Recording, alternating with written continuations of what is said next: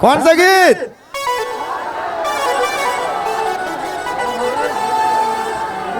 थार में घुमाबू। चलो ठीक है फिर है वाला एक चाहिए फिर क्या?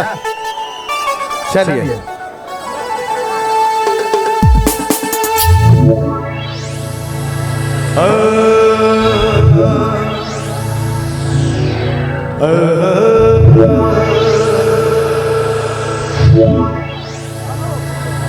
दर्द दिल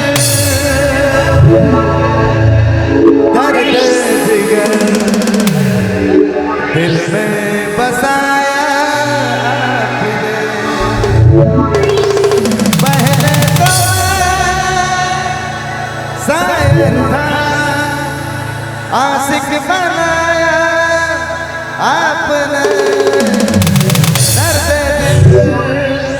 दर्द जिगर दिल में छुपाया आपने। तो के था मैं घुमा पोगा नहीं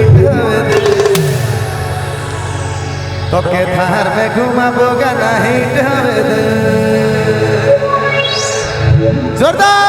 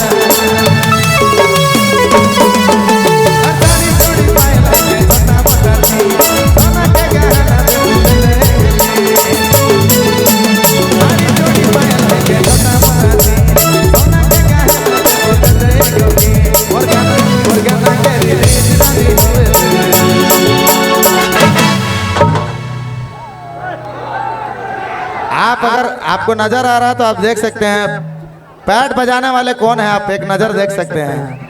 मल्टी टैलेंटेड है हमारे रुपेश भैया जी के लिए एक बार जोरदार ताले।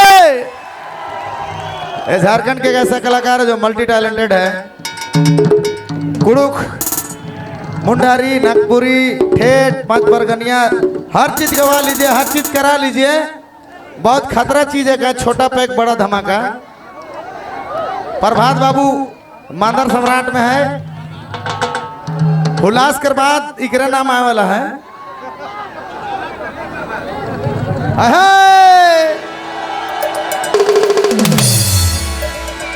मुर्गाना मुर्गाना के रिलीज नहीं होवे थे।